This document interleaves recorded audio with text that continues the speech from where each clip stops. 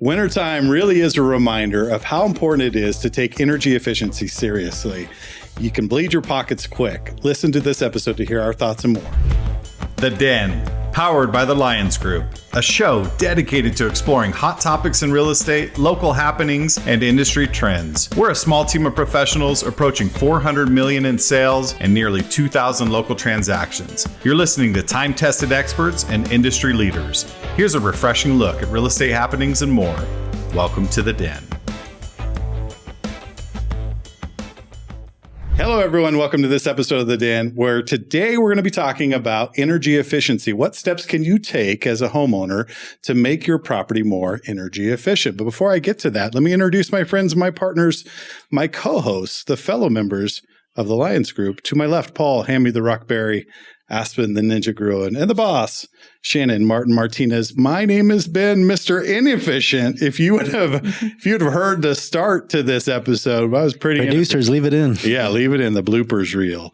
Ben, Mr. Inefficient Lyons, is here to direct us on efficiency, energy efficiency. And it really, wintertime is a stark reminder. I was actually at my house last night and Ron goes, "There's like a breeze." And I'm going, "Oh, come on, there's not a breeze." And she goes, "No, seriously, there's a breeze." And she was sitting on our couch.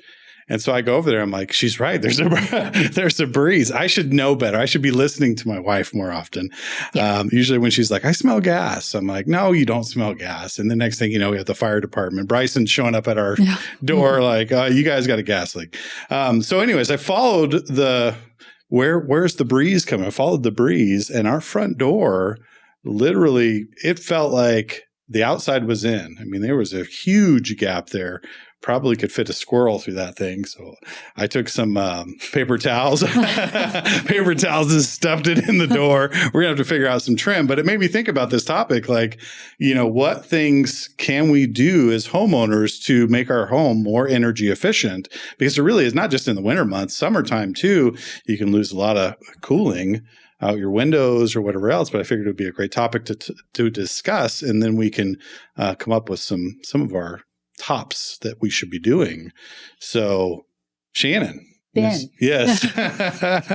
Let's dive into it. All right. Yep. What are some of the things that you would think about if you were just a homeowner that hadn't thought about energy efficiency at all? Like, what would be one of the things you would go through your house and say, "Okay, I should probably check these couple of things." Why don't you list those things off and tell us why? I would say definitely check.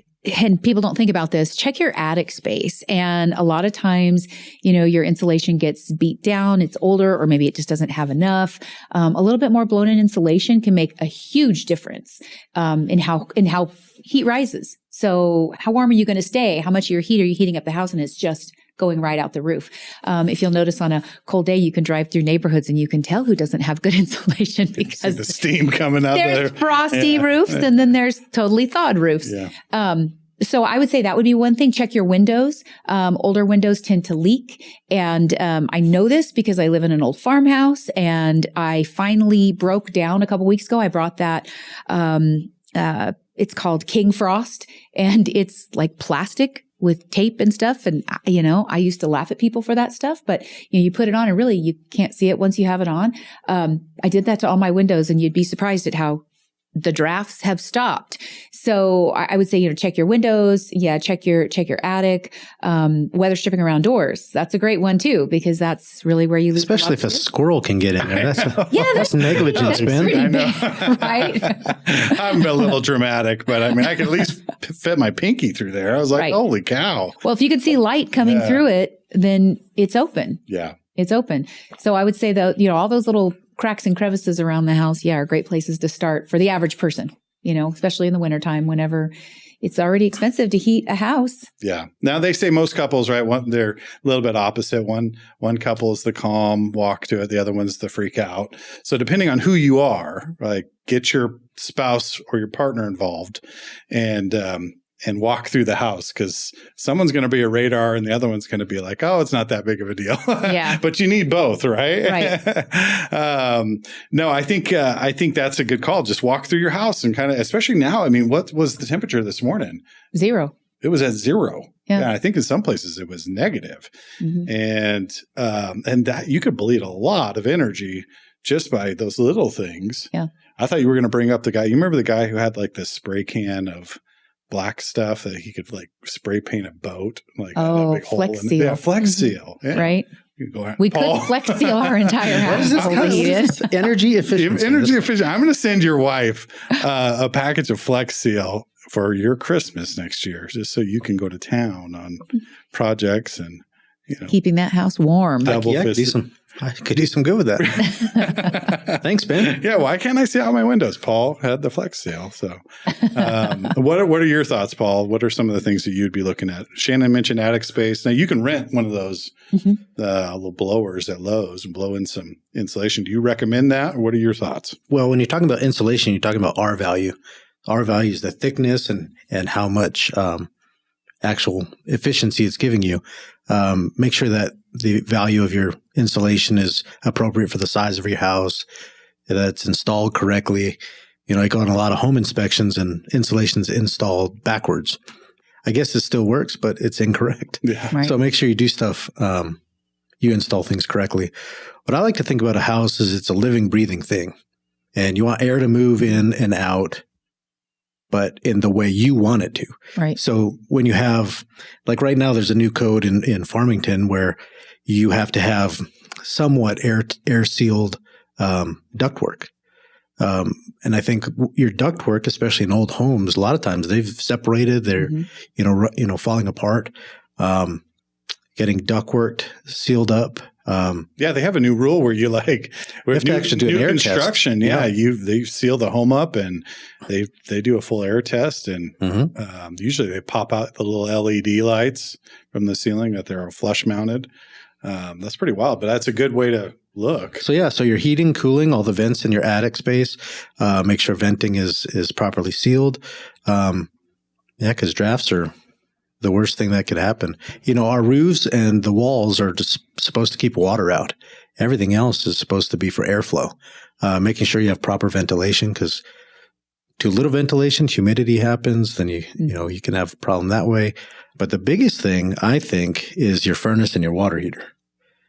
I was at a house not too long ago. They had a tankless water heater that was attached to an in-floor heating system.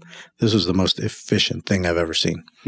It heated, immediately. You turn on a sink across the house, that thing kicks on right away. You have immediate hot water. So a heat pump, so you're not wasting a ton of water to get to your hot water. Warm up, yeah. Because a lot, people don't realize what happens when you have a traditional water heater, right? It's just this big barrel looking thing, and people walk by it. They don't realize that when it gets to a certain temp, guess what happens? The heat kicks on and it raises the temp of that water, and it just continues to do that. Yeah, you keep it heated every minute of the day, whether you're using it or not. Even if you go on vacation for 2 weeks, you're still keeping that water hot continually. Yep. And if you have a tankless just heats it immediately and sends it to the boiler or sends it across the house. Not to mention, you're not running a couple gallons of water waiting for it to get from there all the way over. So you're not wasting all the water too. It may not be energy or it may not be heat, but you're wasting water waiting for the hot water to come through. Yeah. And it's gallons, especially if you're halfway or all the way across the house, that water heater's in the garage, you're at a far bathroom, and we take that stuff for granted because we always have water and we always have heat. We always have those things, but really it's a huge waste. It's a huge waste. We waste a lot with those little things. Yep. And those new Navions, those tankless water heaters, they learn you. Like they have intelligence in there that learns your patterns. So like if it knows that you're showering every morning at 6:30, it starts heating the water up and recirculating it over. It's pretty wild to see. You're going to start this AI conversation. It's all part of the AI. That's right. Be nice to your appliances, Aspen. Be nice. I do not. I would never put that in my house. What about some other things, Aspen? Windows, window coverings, treatments, things like that. Yeah, my first thing I was going to say was with Shannon, it was going to be windows, doors, and insulation. But something I have personal experience with is we had xeriscaping in our backyard.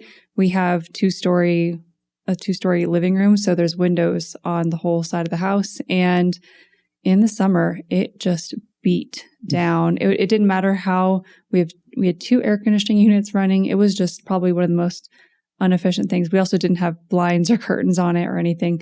So we redid our backyard. We took out the xeriscaping. We added in grass and plants and water features and pergolas, and it has cooled down our house substantially. It never felt that hot in the summer, and I still need to get window treatments, but I know that will just completely mitigate any of the issues that we have been having. And I think it will really cut down on our electric bill. Absolutely. It's been pretty high in the summer. Yeah. Winter's actually kind of a reprieve for us because we're not running those so much. Sure. But yeah, I would say anything you can do just to cut back. I mean, you could go solar, you could do gray water tanks.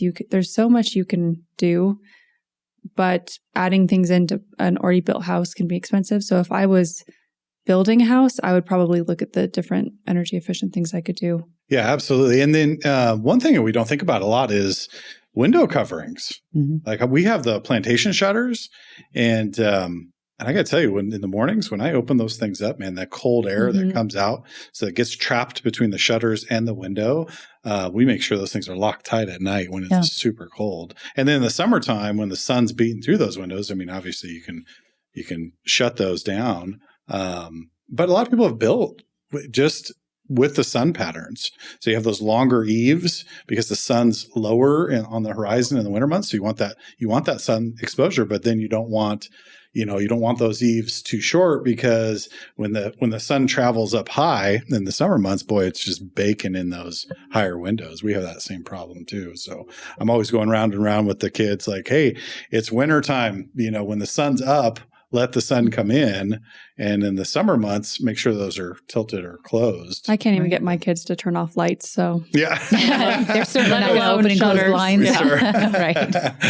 Right. We have those same shutters too. And they are really nice, just not on those high windows. We got to do something to get those. Yeah, they make those battery operated ones now, so you can plug them in, and that way you don't have to run electric up there. And that's what it's already there. That's how bad it is. Oh my gosh! Yeah, you get that sucker plugged in, hardwired in, be good to go. Yeah. Roofs. What are your thoughts on roofs? Would a new roof help?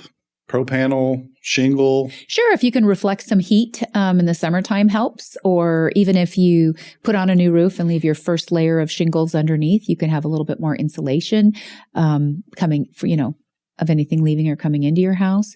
So, I mean, you can really find little tricks to efficiency on almost every component of your house. If you think about it, from the landscape to the roof. Yeah. What about incandescents versus LEDs lighting? Sure. I think LEDs use less energy. And so you could probably save a little on your bill by fixing some of your lighting. And yeah, they've come a long way too. I mean, because LEDs used to, I would think LED, I would think abrasive, stark white, real sterile. And now they've got like the soft. I was going to say they make them pretty soft. Soft white now, and you can adjust them and things like that. Paul, have you swapped out all your fixtures? I know. In your home, you had the incandescents, I think, in the garage, didn't you? I think there's a mixture of both. Yeah. I think the kitchen, I still have some of the old tube lighting, but most of them are can lights now. Yeah. Yeah. It makes a big difference. It does. I mean, all those little things start adding up, and then things being plugged in constantly. I don't know it would be interesting to see. They can do like, you can hire a contractor now to come do an evaluation of your house and be like, yeah, you've got too many things plugged in here and you're really draining. Here's some thoughts on what you can do to swap that up. But I'm wondering if just like an external charger that you have plugged in, is that draining, once it's charged, does it stop pulling? Now, what are your thoughts, Paul? What it is there's a capacity on a breaker. And when you have a circuit, you have to complete a circuit. So if you have something that's plugged in, but it's not using power, that's not completing the circuit, so it's not drawing any energy. So no, things that are plugged in, there could be a little bit of drain because there's a light or, something like that. But until it's switched on and actually drawing power, it's not draining. So it's not pulling. No, it's not pulling. So for an external hard drive or external battery that, used to charge your phone, if your phone runs low, once it's at 100% capacity, it stops drawing power. And our newer phones do that. Okay. Yeah. Okay. And most of them stop at like 80% from the continuous draw and then slowly charge after a while.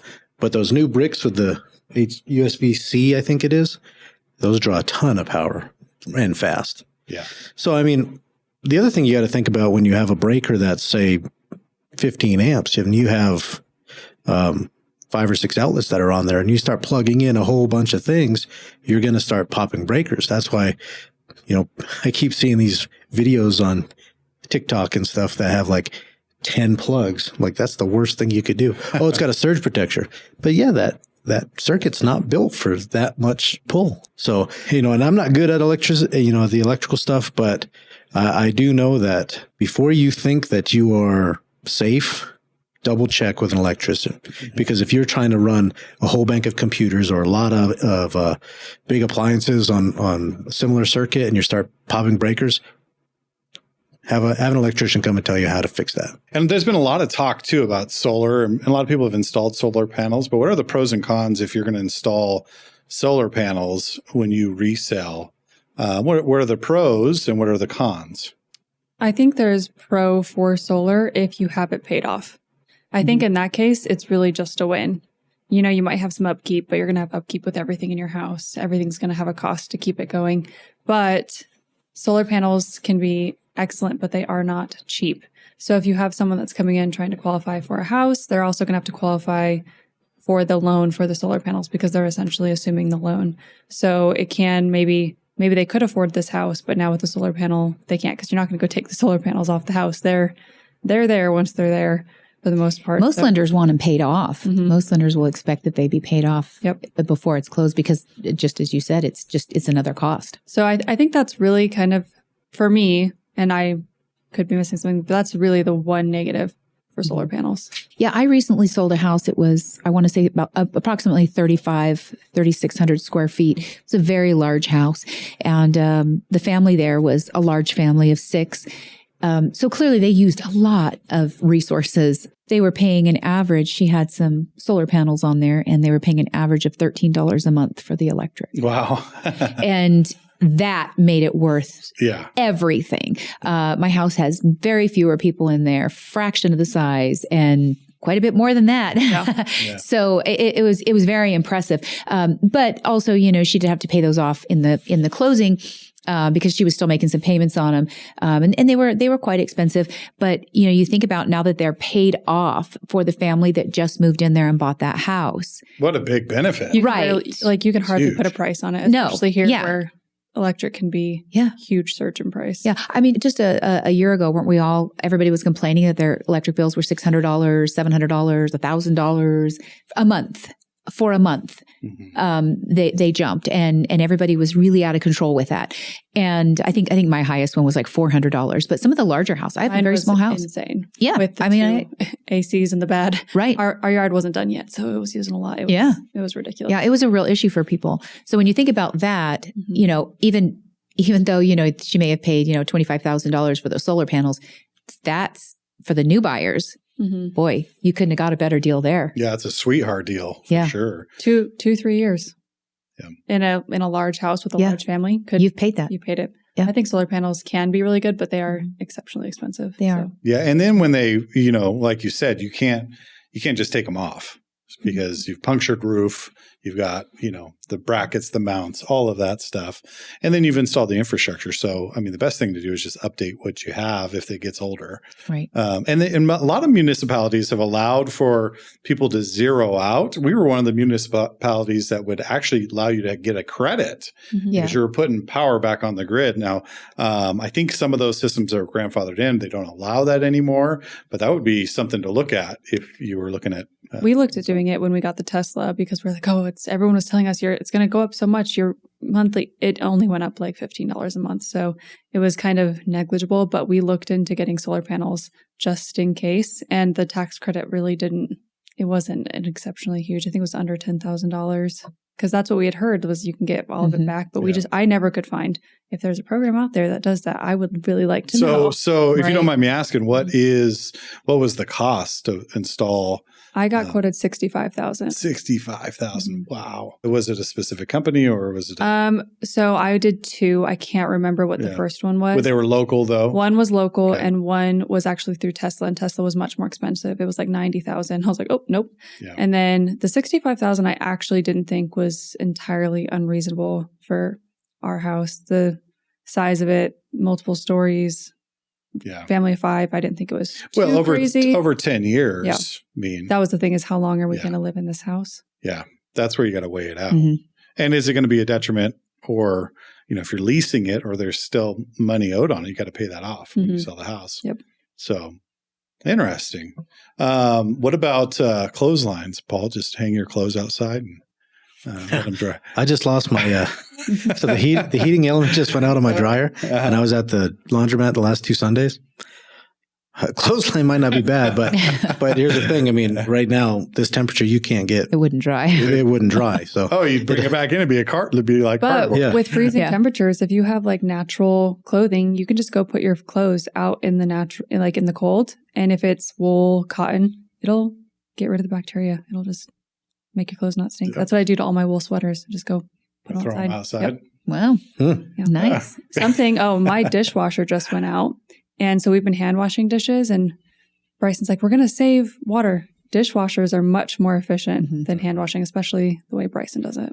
Yeah. Full blast. Let run and go. Yeah. Well, speaking of appliances, what about like thermostats, smart controls, things like that? What are your thoughts? That may be something, a low-hanging fruit, because you can swap out a thermostat pretty easy. I actually don't know much about that. Well, I think a timer, because I like my house to be cooler in the evening and warmer during the day when we're there, or like when nobody's there during the day and kids are at school and we're all at work. I think a timer, I can't figure mine out, so I got to get a new one too. But I think those would be money savers. Like if you go on vacation or something like that to keep the house at a cooler temperature, those are good to have. The old ones where you just move the dial back and forth, probably the least efficient you can get. Yeah. You could do the way I do it, and you just forget to pay your bill when you're on vacation, and then you come back and everything's just off. Yeah, right. Money saved. Yeah, that's right. We didn't pay for any electricity while we were gone. We did have to get it turned back on, which didn't think about that. Late fees and startup fees. Yep. How about reflective window tint, Shannon? You're good with that window stuff that you put the... Yeah, but I've never used anything reflective. Yeah. I don't know, but that is an interesting thought. Yeah, I haven't used that. Well, we used to have the Mossman home, which is an older home, and it was the single pane windows. And oh my gosh, those things would bleed heat and cool like nobody's business. That was the first upgrade that I did. Windows are the best, I think you can do.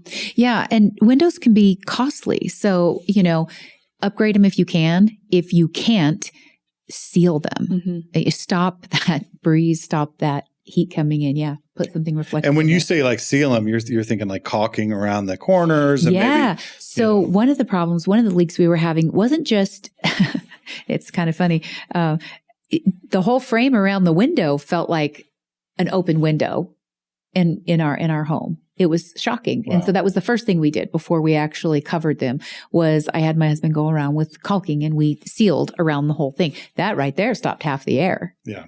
Yeah. Yeah. You could be like Paul and I and just put plastic up over it. That's like That's what I'm saying. I finally had to do. Yeah. And I kind of laughed at it, because I used to laugh at that kind of stuff with people. And then I realized, well, you live in a 80-year-old house now. Yeah, I'm sure you did it right though.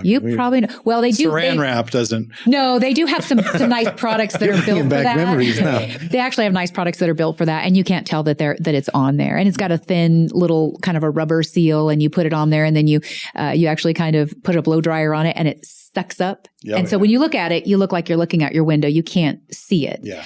So it is nicer than just having duct tape and a plastic bag. But still, but it does help. It does help with that flow. When I first put them up, you could kind of see them flopping in the wind. And by the time so you can tell air is definitely coming in. Yeah. And then you seal it up, and it's real taut and it's tight, and you can't feel anything around there anymore. So, if you can't afford new windows, start with that. I've had new windows put in every house that I have, but the one I'm living in, we have not. But we had to do a lot of work. And it's in the works. Okay. Well, great discussion. I'm going to jump straight to the speed round because we just have a few minutes left. Top 3 moves to make if you were just a layman person, didn't know much about homes and you're walking around, what are the top 3 moves you should make? Paul, I'm going to start with you to get your house a little bit more energy efficient. Windows. Windows, number 1. Yep. Seal them if you can. Seal them. Yep. Upgrade them, of course, if you can. But that's the biggest air loss in your house. It's the windows. Windows. Top 3. You got 2 more to go. You got 2 more. I'm going to take all yours. You guys are going to go. I agree. I know. We'll just agree with you. Go ahead. Yeah. Insulation is a cheap way to do it. And then like blown in insulation. Insulation. Yeah. Just make sure that you have proper coverage over every area that needs to be covered. And then the other one I would say is one of the more energy inefficient things is an older water heater, because it's always going and it's just getting closer to going bad. So if you can, change that out. Okay. Aspen, your thoughts? I agree. Windows and insulation. Those are probably the 2 biggest, which I think we can all agree on. And then I would say anything to cool off with where we live, anything exterior really helps with. Like landscape, some of your softscape. Trees. Put the shade trees. Yeah. Yeah. Mm-hmm. Excellent. That's Shannon. huge. Well, I'll just go back to what I started with. Insulation, windows, doors. I think that's where you lose it. For me, that's where you lose most of your heat and cool. The weather stripping. Mm-hmm. You going to come help me out? Because I've got paper towels. I was going to say, I think we need to wedge a book or something in there to keep the squirrels out. No, I was being a little dramatic, but yeah, I could absolutely see light. Probably just weather stripping, but yeah. Yeah, I'm thinking along the same lines as you, just to wrap up the conversation. Windows, number 1. If you have single pane, obviously look into what Shannon was just talking about, where you can seal it up. Even using some type of shutters or curtains will help with R value. Second thing is, if you can blow in some insulation, that's huge, and it's really inexpensive. You can go rent the machine at Lowe's or Home Depot, and then you get the big bags of insulation. You can blow it in yourself, or you can hire it out, and it's pretty inefficient by the professionals that know what should be covered and what shouldn't be covered, because you do want to pay attention to that. But I'm going to differ on the third one. I think, I should say this. It kind of goes hand in hand with the water heater. I like that, because the old water heaters, if you don't have a tankless, they just continue to heat the water that's there. It's really inefficient. If you can switch over to a tankless, that's usually the best route. But also, I'm going to say this, be mindful of leaking toilets, that constantly run. Like if you're a flapper, it's like $15 to replace the inside of a toilet tank. But if that water is consistently running, I had a seller call me and say, man, our water bill jumped up like $100, and we went over there and it was just a toilet that was running constantly. So those little things add up significantly, and I hope you gleaned a little bit of information that may help you out. And it's all good for all of us to kind of do an audit of our house and walk around to see what can be done on the cheap, and what do you have to plan for, solar panels, things like that may make a big difference in the long run. So thank you for that. Great discussion. And thank you for listening to this episode of The Den. If you like our content, please go to our Facebook page, like and subscribe. Of course, you can like and subscribe to our YouTube channel. We're always putting out great content.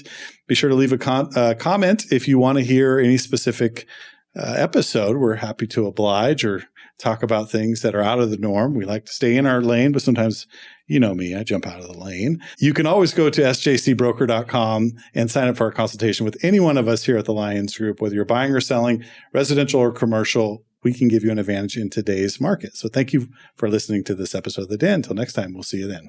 Thank you for listening to The Den, powered by the Lyons Group. Hit the subscribe button to keep informed on real estate happenings. If you'd like to learn more about the Lyons Group, visit sjcbroker.com. Complex markets require complex strategies. The Lyons Group can give you a true advantage in any market. Whether you're buying or selling, residential or commercial, contact us directly at sjcbroker.com. We're time-tested experts with a client-first approach, and we'll see you next time in The Den.